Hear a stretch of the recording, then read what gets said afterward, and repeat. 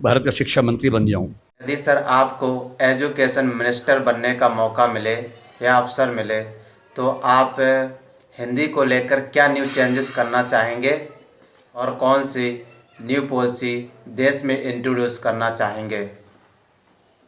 बात तो ऐसा होगा नहीं, है ना। कोई मुझे क्यों बनाएगा। लेकिन अगर मैं इस हाइपोथेटिकल सिचुएशन में चला ही जाऊं कि मैं भारत का शिक्षा मंत्री बन जाऊं, इसमें एक समस्या ये कि भारत में शिक्षा समवर्ती सूची का विषय है। समवर्ती सूची का मतलब है कि केंद्र सरकार के पास शक्तियां सीमित हैं, राज्यों की अपनी शक्तियां हैं।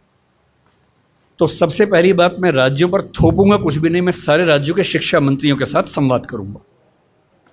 मैं उन सबको प्रेरित करूंगा, समझाऊंगा।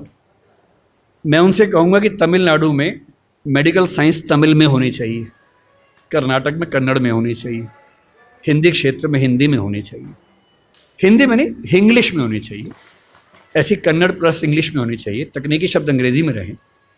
और वो शिक्षा सिर्फ मेडिकल साइंस क्यों, इंजीनियरिंग भी, लॉ में भी, जुडिशरी में भी। मैं ये भी चाहूँगा कि भारत के हर एग्ज़ाम में, केंद्र के हर एग्ज़ाम में अंग्रेजी और हिंदी का समान महत्व होना चाहिए। और राज्य स्तरीय हर परीक्षा में उस राज्य की राजभाषाओं का सम्मान होना चाहिए। महाराष्ट्र पीसीएस में मराठी की भूमिका अंग्रेजी से कई गुना ज़्यादा होनी ही चाहिए, क्योंकि वहाँ के एसडीएम को, डीएसपी को मराठी लोगों से बातचीत करनी है।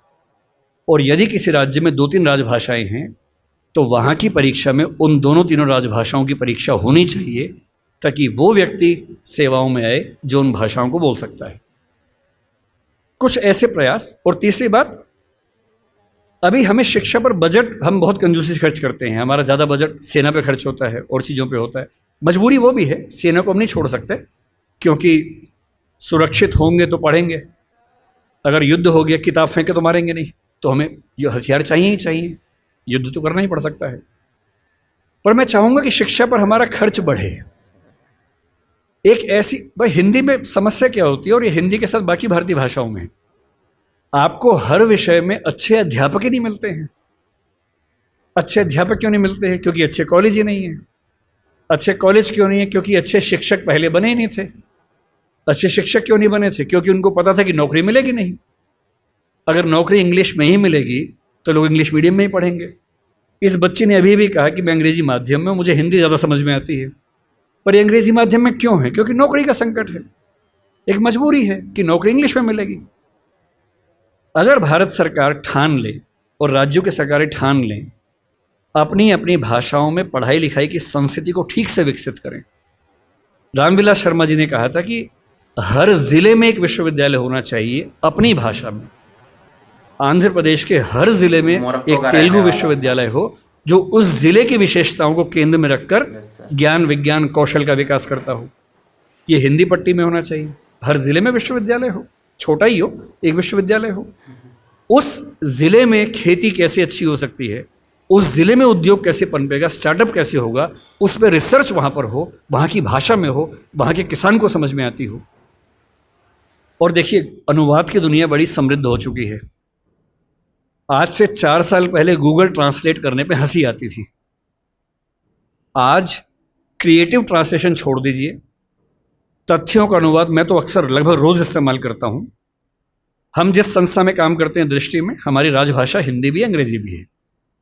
और मैं सुनिश्चित करता हूं कि हमारी संस्था में जितने भी नोटिफिकेशंस आएंगे, पहले हिंदी में आते हैं, फिर अंग्रेजी में आते हैं। मैं खुद बनाता हूं, दोनों भाषाओं में बनाता हूं। पहले हिंदी में, गूगल ट्रांसलेट पे जाता हूं, 1 सेकंड में अनुवाद हो जाता है। फिर उसको चेक करता हूं। आश्चर्य आपको होगा कि पहले 40-50% सही होता था, आजकल 95-97% सही होता है। मुश्किल से 2 साल रुक जाइए, ये मामला 100% का होने वाला है। जिस दिन 100% का हो गया, उस दिन हिंदी वालों का ये बहाना खत्म हो जाएगा कि हिंदी में कंटेंट नहीं है। आपको अंग्रेजी का जो अखबार पढ़ना है, आज से 2 साल बाद पता क्या होगा? आप नेट पे जाएंगे, द हिंदू मान लीजिए पढ़ना है आपको, आप द हिंदू पे जाएंगे, नीचे क्या लिखा होगा, कौन सी भाषा में पढ़ेंगे, सारी भाषाओं के नाम होंगे, यहाँ तक कि स्पेनिश और फ्रेंच भी लिखा होगा। आप हिंदी क्लिक करेंगे, पूरा अखबार हिंदी में आएगा आपके सामने। फिर क्या बहाना बचता है? दुनिया की जो भी किताब पढ़नी है, एक टैबलेट आपके पास होगा या बुक रीडर होगा, दुनिया की जो किताब पढ़नी हो अपनी भाषा में आप पढ़ेंगे और अनुवाद की समस्या रत्ती भर नहीं होगी। मुश्किल से 5 से 10 साल के बाद ऐसी डिवाइसेस आ जाएंगी, ईयरफोन लगा होगा आपके कान में, आप जैसे मैं भी जब विदेश में जाता हूँ, जहाँ अंग्रेजी चलती है वहाँ दिक्कत नहीं आती। अब जैसे मान लीजिए मैं ऑशविट्स, एक आपने सुना होगा जहाँ नाजी अत्याचार हुए थे, मैं 2 दिन पहले पोलैंड में वहीं गया हुआ था, वहाँ हर चीज़ पोलिश भाषा में लिखी हुई थी, कहीं कहीं अंग्रेजी थी। अब समझ में नहीं आ रहा कैसे पढ़ूँ। गूगल ट्रांसलेट पे जाके कैमरा ऑन करना है, लैंग्वेज में आपने कर दिया पॉलिश टू इंग्लिश, आप कैमरा जहाँ जहाँ ले जा रहे हैं पॉलिश इंग्लिश में कन्वर्ट होकर दिख रही है आपको, कोई समस्या ही नहीं है। वो सारी पॉलिश लिखी है, मैं सारा अंग्रेजी में पढ़ रहा हूँ, कहीं कहीं हिंदी में पढ़ रहा हूँ, सब कुछ हो चुका है। मुश्किल से 2-3 साल बाद क्या होगा, ऐसे हेडफोन्स और माइक आ जाएंगे, आप अपने कंप्यूटर से या फ़ोन से कनेक्टेड हैं, एक पॉलिश व्यक्ति या मान लीजिए डच व्यक्ति आपसे बात कर रहा है, नीदरलैंड्स का, उसको केवल डच आती है, मुझे केवल हिंदी आती है। मैंने अपने फ़ोन में डच से हिंदी सेट कर दिया, उसने अपने फ़ोन में हिंदी से डच सेट कर दिया, वो डच बोल रहा है, मेरे हेडफोन में जो माइक है वो उसको सुन रहा है, कंप्यूटर कनेक्टेड है, फ़ोन कनेक्टेड है, मेरा फ़ोन तुरंत उसको हिंदी में कन्वर्ट करके मुझे हिंदी में सुना रहा है। मैं हिंदी बोल रहा हूँ, उसे डच में सुन रहा है। और ये मैक्सिमम अगले 5 साल का मामला है। 5 साल बाद बेबीलोन की मीनार बन जाएगी। 5 साल बाद आप दुनिया की किसी भी भाषा के साहित्य को, साहित्य में थोड़ी दिक्कत आ सकती है, ज्ञान विज्ञान की बात कर लेते हैं, किसी भी भाषा के ज्ञान विज्ञान को आसानी से पढ़ सकेंगे। अगर मैं शिक्षा मंत्री बन गया, जो कि मैं नहीं बनूंगा, मैं जानता हूं, क्योंकि लोग क्लिप काट के चलाएंगे कि देखो बनना चाह रहा है ना।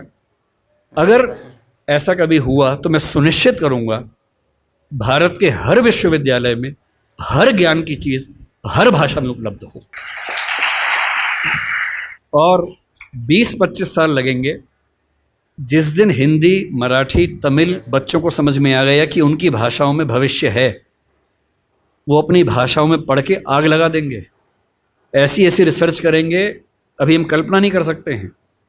और जिस दिन सारी भाषाओं में आत्मसम्मान का भाव आ गया, रिसर्च होने लगी, पढ़ाई होने लगी, उसके बाद आप देखिए फिर क्या होता है। क्यों आपको उच्च अध्ययन के लिए केवल JNU या अशोका समझ में आता है, जहाँ अंग्रेजी में ही चीज़ें मिल पाती हैं? टैक्सी ड्राइवर क्यों ऐसा नहीं होता कि कुछ ऐसे विश्वविद्यालय हों जहाँ हिंदी में